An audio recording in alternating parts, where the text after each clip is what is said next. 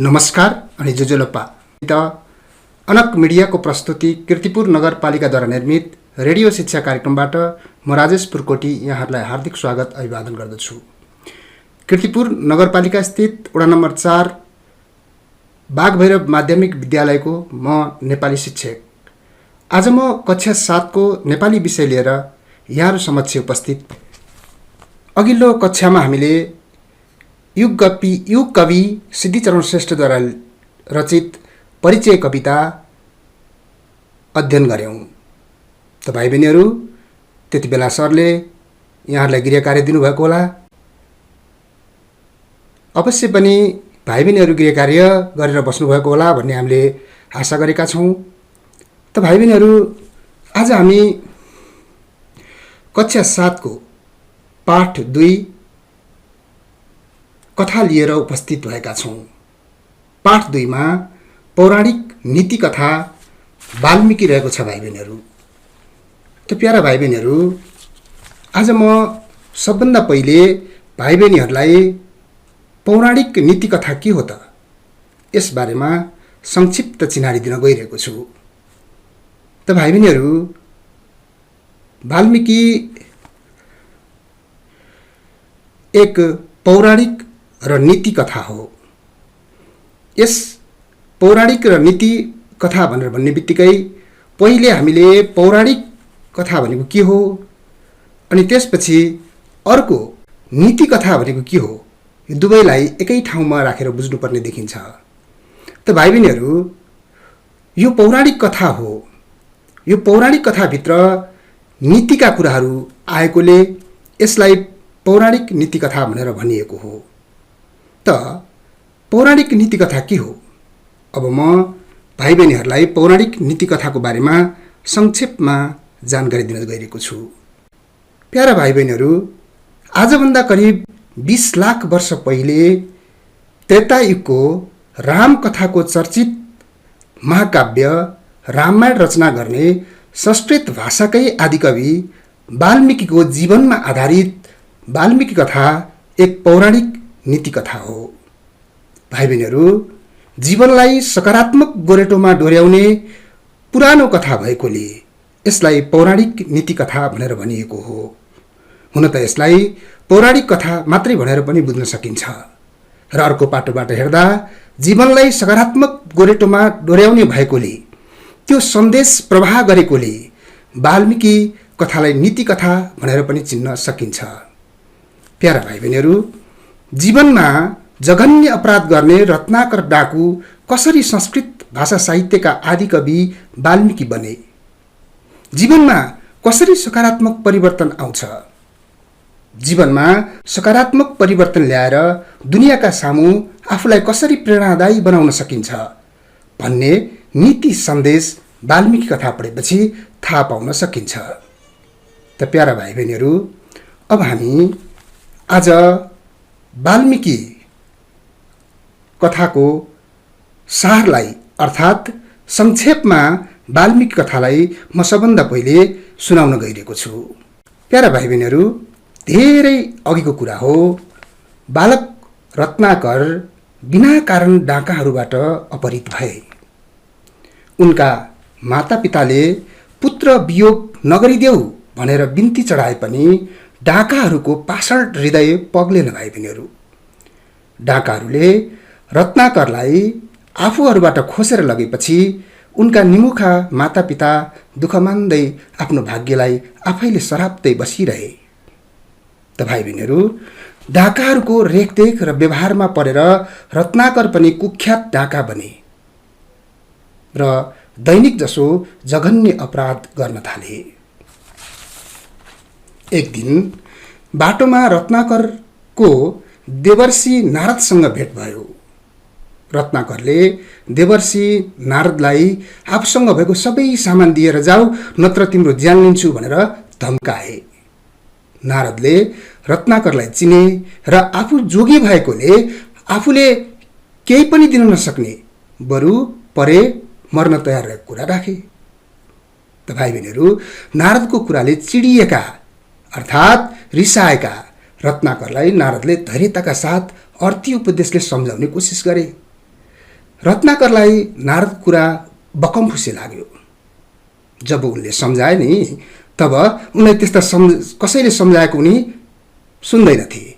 उनलाई केवल जो व्यक्तिलाई भेट्यो त्यो व्यक्तिको सम्पत्ति लिनु, उसलाई लुट्नु कुट्नु मात्रै थियो। त्यो व्यक्तिबाट केही पाएपछि मात्र उनलाई सन्तुष्ट हुन्थ्यो। आखिर नारदलाई रत्नाकरको हातबाट मर्ने नै भए भन्ने लागेपछि अन्तिममा रत्नाकर समक्ष केही कुरा राख्ने इच्छा व्यक्त गरे भाइ बहिनीहरू। रत्नाकरले पनि नारदको इच्छा पूरा गरिदिने वचन दिए। त भाइ बहिनीहरू, नारदले भने, तिमी मानिसहरूको धन सम्पत्ति लुट्छौ, मानिसहरूलाई कुटेर दुःख दिन्छौ, तर यी सम्पत्तिहरू कसका लागि जम्मा गर्छौ? तिनीहरूले पनि तिमीले गरेको पाप बराबर बाँड्छन् कि बाँड्दैनन्? जसले तिमीले लुटेर लगेको सम्पत्ति उपभोग गर्छन्। तिमीले यस्तो पाप गरी कमाएको सम्पत्तिको कारण तिम्रा परिवारले पनि पापको फल भोग्छन् कि भोग्दैनन्? नारदको प्रश्न गम्भीर थियो भाइ बहिनीहरू। त रत्नाकरलाई बिचैमा रोकेर नारद बोल्दै गए। मतलब यहाँनिर रत्नाकरले पनि नारदलाई मलाई यस्ता उपदेशको कुरा नसुनाऊ भन्नु खोजिरहेका थिए। तर देवर्षि नारदले रत्नाकरका कुरै नसुनी आफ्ना कुराहरू मात्रै राख्दै गए। उनले भने, अर्थात् नारदले भने, फेरि भने, तिम्रो हातबाट हुने पाप कर्म हेर्दा मलाई ज्यादै दुःख लाग्छ। जसका लागि भनेर तिमी पाप कर्म गर्दछौ त्यसको परिणाम तिमीले मात्र भोग्नुपर्छ हेर। उनीहरूले तिमीलाई कदापि साथ दिने छैनन् र दिँदैनन्। तिनीहरूबाट यस कुरामा तिमीलाई साथ मिल्दैन भने तिमी पाप कर्म गरेर आफू मात्र किन पापको फल भोग्छौ? वास्तवमा रत्नाकरलाई आफ्नो परिवारप्रति अगाध विश्वास थियो, एकदमै विश्वास थियो। तर उनका परिवारको जवाफले उनी एकाएक गम्भीर बने भाइ बहिनीहरू। उनका परिवारले भने, अभिभावक भएपछि जसरी हुन्छ आफ्नो सन्तानको भरणपोषण गर्नुपर्छ। तपाईले गरेको असल खराब कामको फलको भागीदार तपाईँ स्वयं नै हुने हो। हामी त्यसको जिम्मा लिँदैनौँ। परिवारको यस्तो जवाफले रत्नाकरको भित्री आँखा खुले भाइ बहिनीहरू। र उनले जसका लागि पाप कर्म गरे उनैबाट साथ नमिल्ने देखेपछि जीवनमा सुकार्य गरेर आफ्नो लागि पुण्य किन नकमाउने भन्ने भावना उनको मनमा आयो। अनि रत्नाकर आफ्नो घर परिवार त्यागेर नारदजीका पुगी आफूले गरेका सम्पूर्ण नकामका लागि माफी माग्दै आफ्नो जीवन सफल पार्ने बाटो देखाइदिन नारदजीलाई अनुरोध गरे। नारदजीले पनि रत्नाकरका कुरा सुनिसकेपछि अब कसरी रत्नाकरलाई असल मान्छे बनाउने, राम्रो मान्छे बनाउने त भनेर सोच्न थाले। त्यसपछि उनको विचारमा आयो, यिनलाई राम्रो कुरा सुनाएर हुँदैन, सुरुमै राम्रो कुरा गर्दा दिएर हुँदैन। यिनलाई म एउटा यस्तो मन्त्र दिन्छु जसको कुनै अर्थ लाग्दैन। त भाइ बहिनीहरू, नारदजीले पनि अर्थ नलाग्ने मन्त्रका रूपमा मरा भन्ने शब्द दिएर त्यहाँबाट आफ्नो बाटो लागे। त भाइ बहिनीहरू, समय बित्दै गयो। तपस्यामा लीन भएर मरा शब्द जप्दै जाँदा राम राम राम भनी कराइरहेको आवाज त्यही बाटोमा आएका नारदजीले सुने। यो पक्कै पनि रत्नाकरकै आवाज हो भनी ठम्म्याएर धमिराले उठाएर बनाएको माटोको ढिस्कोलाई नारदले बोलाएपछि रत्नाकर माटोको ढिस्कोबाट उठेर बाहिर निस्कदा उनको शरीर तेजले धपक्क बलेको थियो अनि अनुहार शान्त र गम्भीर थियो। त्यसपछि नारदले रत्नाकरको नाम ब्राह्मण पुत्र वाल्मीकि राखिदिए। वाल्मीकिको अर्थ हुन्छ भाइ बहिनीहरू धमिराले उठाएर बनाएको माटोको ढिस्को। त्यही दिनदेखि रत्नाकरको नयाँ जीवन सुरु भयो भाइ बहिनीहरू। उनी देवर्षि नारदको सल्लाह अनुसार वाल्मीकिले तमसा नदी किनारमा आश्रम बनाएर बसे। त भाइ बहिनीहरू, उनी देवर्षि नारदको सल्लाह अनुसार वाल्मीकिले तमसा नदी किनारमा आश्रम बनाएर बसे। पछि क्रौञ्च पन्छीको हत्याबाट द्रवीभूत भएको हृदयमा ब्रह्माजीको उपदेशले उनलाई रामायण रच्ने प्रेरणा मिलेको भन्ने कथन पनि रहिआएको छ। यसरी रामायण जस्तो पवित्र एवं उत्कृष्ट रचना गर्न सक्ने वाल्मीकि हाम्रा लागि नीति चेतनाका उत्प्रेरक व्यक्तित्वका रूपमा चिनिन्छन्। त यसरी हामीले भाइ बहिनीहरू आज वाल्मीकि कथाको सार पढ्यौँ, अर्थात् संक्षेपमा वाल्मीकि कथा सुन्यौँ। त भाइ बहिनीहरू यो वाल्मीकि कथा सुनिसकेपछि हाम्रो मनमा विभिन्न किसिमका जिज्ञासाहरू उठ्न सक्छन्। त भाइ बहिनीहरू एउटा खराब मानिस जो डाकाहरूको सङ्गतले आफू पनि सोझा निर्धा बाटो दोबाटोमा भेटेका मानिसहरूलाई कसरी दुःख दिन्थे र त्यस्ता दुःख दिने मानिसलाई कसरी सही मार्गमा ल्याउन सकिन्छ। अवश्य पनि भाइ बहिनीहरू हामीले देखेका छौँ सबै मानिसहरू असल छैनन्। कतिपय मानिसहरू रत्नाकर जस्तै दुःख दिने मानिसहरू छन्। तिनीहरू कतिपय दृष्टिकोणले हेर्दा समाजका बोझ जस्ता लाग्दछन्। त भाइ बहिनीहरू त्यस्तो समाजमा बोझका रूपमा रहेका अर्थात् कुबाटोमा लागेका त्यस्ता मानिसहरूलाई कसरी सही मार्गमा ल्याउन सकिन्छ भनेर यस कथाले हामीलाई सन्देश दिएको छ।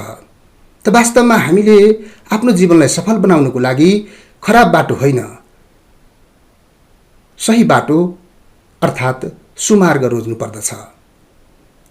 त्यसरी खराब बाटोमा लागेका मानिसहरूलाई आफ्नै चेतनाले आफ्नै विचारले तिनीहरू सही मार्गमा जान सकेनन् भने कसै न कसैले उसलाई सही मार्ग देखाइदिनुपर्छ। यहाँनिर रत्नाकरलाई नारदले सही मार्ग देखाउने काम गरेका छन्। वास्तवमा खराब मानिसलाई सही मार्ग देखाउनको लागि मानिसको अवस्था, उसको वर्तमान अवस्था, उसको चाहिँ चरित्र, यसलाई पनि बुझ्नु जरुरी छ। त्यही अनुसारको शिक्षा दिएमा अवश्य पनि खराब मान्छे सही हुन सक्छ। त भाइ बहिनीहरू अहिले हामीले वाल्मीकि कथाको कथासार अध्ययन गऱ्यौँ। पछि हामी यसको प्रश्नोत्तरमा छलफल गर्नेछौँ। अहिले प्राविधिक मित्रले विज्ञापनिक विश्रामको लागि मलाई सङ्केत गर्नुभएको छ। त्यसैले भाइ बहिनीहरू कतै पनि नजानुहोस् है। फेरि हामी विज्ञापनिक विश्रामपछि यहाँहरू समक्ष उपस्थित हुने नै छौँ। सकल झी नेवा छ नेपाल भाषा एकाडेमी पाखे अनक मिडिया प्रारिया नेवया नेवा एफएम 106.6 निनादेश 24 घण्टा प्रसारण दुया जंगडु नाप नेवा fm.com.np लग याना दिस हाम्रो पात्र पाखे इन्टरनेट माध्यम विश्व या गुगुन थासे निनादि जी पवन जोशी सौकिपा चौमी सेनानी शुभ। व्यावसायिक विश्रामपछि पुनः स्वागत गर्दछु। तपाईँ अहिले नेवा एफएम 106.6 मेगाहर्ज सुन्दै हुनुहुन्छ। कीर्तिपुर नगरपालिकाद्वारा निर्मित यो कार्यक्रम तपाईँ आफ्नो मोबाइलमा हाम्रो पात्रो एप्स डाउनलोड गरी हाम्रो रेडियोमा पनि सुन्न सक्नुहुनेछ। त्यसै गरी www.newafm.com.np लगइन गरी विश्वको कुनै पनि कुनामा रहेर यो सुन्न सक्नुहुनेछ। त भाइ बहिनीहरू अघि हामीले वाल्मीकि एक पौराणिक नीति कथाका बारेमा संक्षेपमा त्यो कथा सुन्यौँ भनौँ। त भाइ बहिनीहरू यसपछि सर्वप्रथम यो कथामा आएका नयाँ शब्दहरूका बारेमा छलफल गर्न गइरहेको छु। त भाइ बहिनीहरू यहाँनिर मैले कथासारमा भनेका र पाठ्य पुस्तकमा आएका नयाँ शब्दहरूलाई म छलफलमा ल्याउने छु। त भाइ बहिनीहरू मैले सबभन्दा पहिले महाकाव्य शब्दको प्रयोग गरेँ। त महाकाव्य के हो? काव्य र महान काव्य, ठुलो काव्य, हामीले संक्षिप्त रूपमा बुझ्न सक्छौँ। ठुलो काव्यकृति वा ठुलो कविता वा लामो कविता, जसलाई महाकाव्य भनेर भनिन्छ भाइ बहिनीहरू। त्यसै गरी वाल्मीकि संस्कृत साहित्यका आदिकवि हुन् भनेर हामीले यहाँ सुरुमै चर्चा गऱ्यौँ। त आदिकवि भनेको के हो? पक्कै पनि भाइ बहिनीहरूलाई आदिकविबारे केही धारणा हुनसक्छ। आदि र कवि दुई शब्दको संयोगबाट आदिकवि बनेको छ भाइ बहिनीहरू। त आदि भन्नाले सुरुका कवि, आदि भन्नाले सुरुको समय, कवि जसले कविता लेख्छ। त भाइ बहिनीहरू, सुरुका कवि वा पहिलो कविलाई आदिकवि भनेर भनिन्छ। वाल्मीकि संस्कृत साहित्यका आदिकवि हुन् भाइ बहिनीहरू। त्यसै गरेर मैले यहाँ पुराण शब्दको पनि प्रयोग गरेको छु। पुराण के हो त? पुराण भनेको मैले अलि लामो अर्थ लगाउँदिनँ भाइ बहिनीहरू, यसलाई एकै शब्दमा पुराण हो। पुराण हो। त्यसै गरी पौराणिक, पुराणबाटै इक प्रत्यय लागेर पौराणिक विशेषण शब्द बनेको छ भाइ बहिनीहरू। यसलाई हामी पुराण सम्बन्धी भनेर बुझ्न सक्छौँ। त्यसै गरेर होनहार एकदमै उत्कृष्ट, शक्तिशाली, यसको अर्थ लाग्छ भाइ बहिनीहरू। निमुखा शब्दको पनि मैले कथासारमा प्रयोग गरेको छु। यद्यपि यही शब्द हामीले कथामा पाउँदैनौँ। त भाइ बहिनीहरू, निमुखा भनेको के हो त? यसको सिधा अर्थ लाग्छ मुख नभएको, अर्थात् मुख त सबैको हुन्छ, हुँदाहुँदै पनि हामी विभिन्न कारणले बोल्न सक्दैनौँ, विभिन्न अवस्थाले बोल्न सक्दैनौँ। त भाइ बहिनीहरू, त्यसरी मुख हुँदाहुँदै पनि विभिन्न कारणले, अवस्थाले बोल्न नसक्नेलाई निमुखा भनेर भनिन्छ। त्यसै गरी देवर्षि यो शब्दको प्रयोग भएको छ हाम्रो कथामा। देव, ऋषि, देवर्षि, देवताका ऋषि, देवर्षि। त भाइ बहिनीहरू, त्यसै गरेर बकमफुसे भाइ बहिनीहरूले अनुमान गरेको हुनुपर्छ। त यस शब्दको अर्थ हुन्छ निरर्थक, अर्थ नभएको, आफूलाई मन नपर्ने, आफ्नो विपक्षको त्यस्ता कुराहरू कसैले गर्यो भने बकमफुसे कुरा गर्छ भनेर पनि हामी भन्दछौँ भाइ बहिनीहरू। खासमा अर्थ नलाग्ने, अर्थै नभएको। त्यसै गरेर क्रौञ्च पन्छी। त भाइ बहिनीहरू, एउटा पन्छीको नाम आएको छ यहाँ, क्रौञ्च पन्छी, कर्याङ कुरुङ चरो, एक जातिको चरो, कर्याङ कुरुङ चरो। त भाइ बहिनीहरू, त्यसै गरेर लीन शब्दको अर्थ छ एकाग्र, तल्लीन वा लागि परेको। त्यसै गरेर द्रवीभूत। भाइ बहिनीहरू, क्रौञ्च पन्छीको हत्याबाट द्रवीभूत भएका ब्रह्माले दिएको उपदेशले वाल्मीकिले रामायण लेख्ने विचार गरे, अर्थात् त्यो उपदेशले उनलाई रामायण लेख्ने प्रेरणा मिल्यो। यहाँ द्रवीभूत शब्दको प्रयोग भएको छ। द्रवीभूत दयाले पग्लिएको। त भाइ बहिनीहरू, त्यसै गरेर मैले कथासारमा अर्को शब्द पनि प्रयोग गरेको छु, नकाम, खराब कार्य, समाजमा सबैका सामु गर्न नहुने कार्य, अपराध जन्य कार्य, नकाम। त्यसै गरेर अपहरित शब्दको पनि प्रयोग भएको छ भाइ बहिनीहरू। अपहरित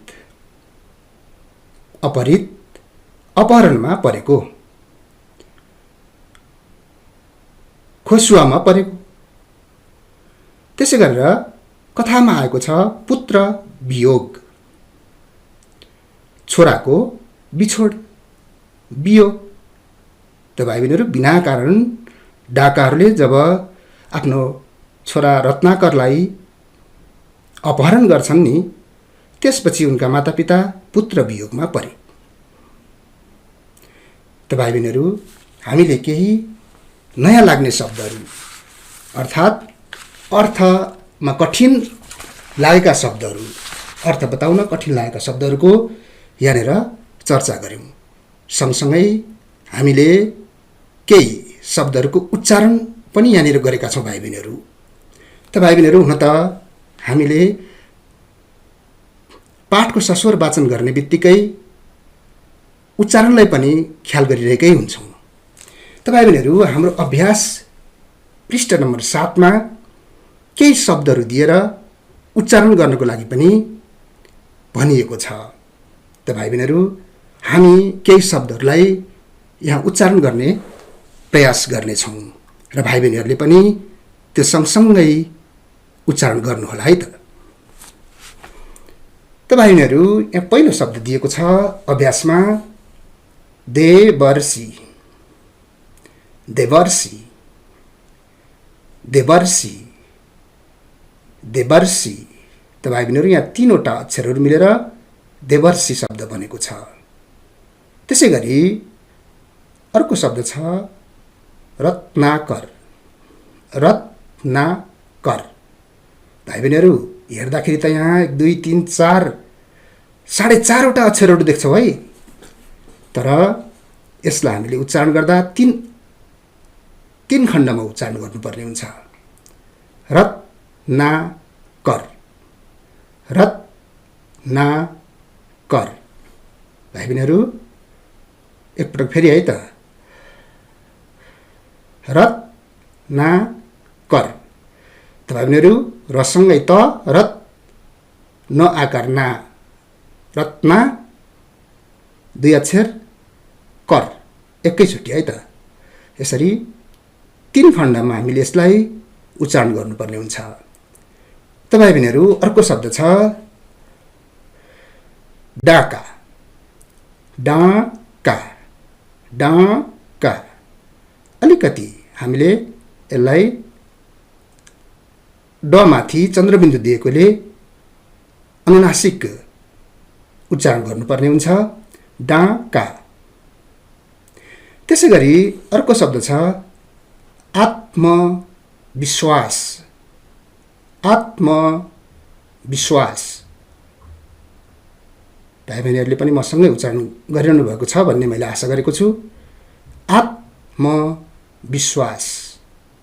त भाइ बहिनीहरू, अब अर्को शब्द छ परिणाम, परिणाम, परिणाम।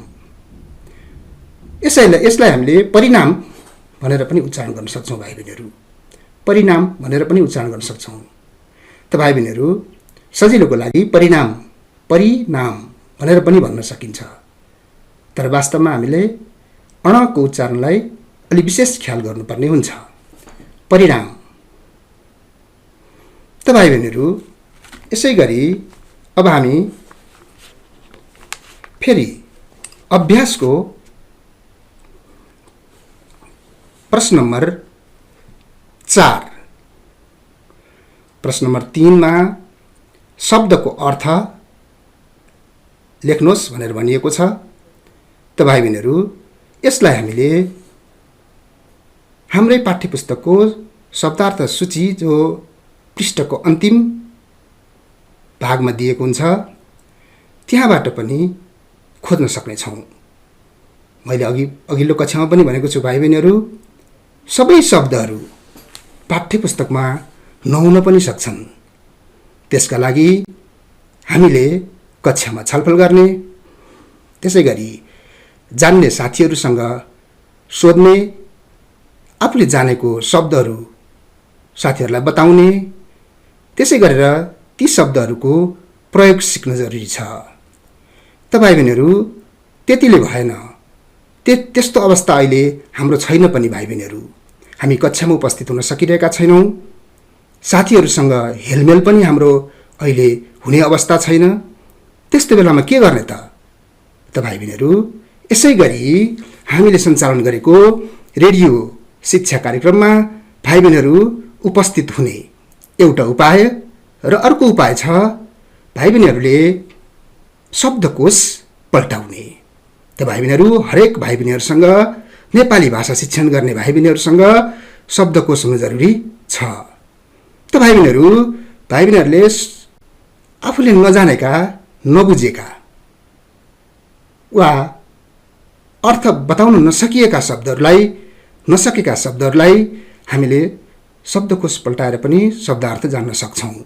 त्यसैले मैले भाइ बहिनीलाई त्यो जिम्मा दिएँ। प्रश्न नम्बर 3 शब्दको अर्थ भाइ बहिनीहरूले शब्दार्थ सूची र शब्दकोशको सहायताले खोज्नुहुनेछ। त भाइ बहिनीहरू, त्यसै गरी शब्दको अर्थ बुझेको, हो वा होइन, स्पष्ट शब्द बुझिएको छ वा छैन भन्ने कुराका लागि त्यसलाई अर्थ खुल्ने गरी वाक्यमा प्रयोग गर्न पनि भाइ बहिनीहरूले सिक्नुपर्ने हुन्छ। अर्थात् दिएका शब्दहरूलाई अर्थ स्पष्ट हुने गरी वाक्यमा प्रयोग गर्न जान्नुपर्ने हुन्छ। त भाइ बहिनीहरू, त्यसका लागि अभ्यासको प्रश्न नम्बर 4 छ। वाक्यमा प्रयोग गर्नुहोस्। यी शब्दहरूको वाक्यमा प्रयोग गर्नका लागि म भाइ बहिनीलाई गृह कार्यको रूपमा दिन्छु।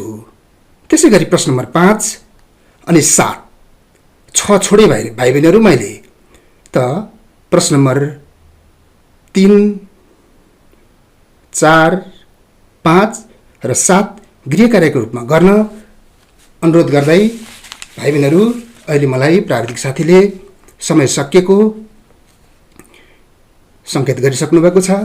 त्यसैले फेरि अर्को दिन यसै समय यहाँहरू समक्ष आउने बाचा गर्दै म प्राविधिक मित्रलाई धन्यवाद दिँदै आज म यहाँहरूबाट बिदा हुन चाहन्छु।